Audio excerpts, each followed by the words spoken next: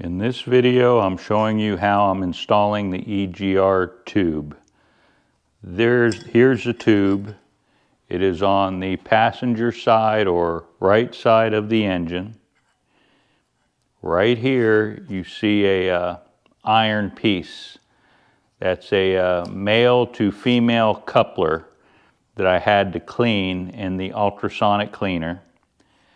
I had to also set this item in the vise and screw down the adapter piece into the threaded steel to make sure that it seated and cleared the threads real well. So the tube was connected in there using a wrench. You'll see this is where the intake plenum goes on, right here, where the blue tape is. I had to remove it, and it's sitting on the floor right next to the cleaner, ultrasonic cleaner.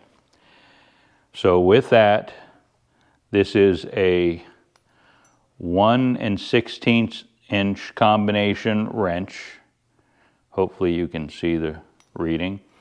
And I needed to tighten it as such. The plenum has to be gone in order for me to tighten that down. I could not get it started with the plenum on. So the plenum has to come off if you're going to work on the EGR tube. I also placed it level. If you look at the motor setting here in the cross section, everything is level. This I ordered with the plenum, and I wanted that for heat, because the exhaust gases come from the EGR valve, which is down there, and you'll see me install that in another video here on the site.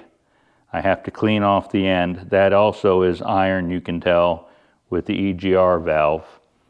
This is a female adapter, and there's a whole lot of play in some of this, although that tube is, of course, rigid. So I just wanted to show you that. Next, I'm going to put the plenum back on. Thanks for watching.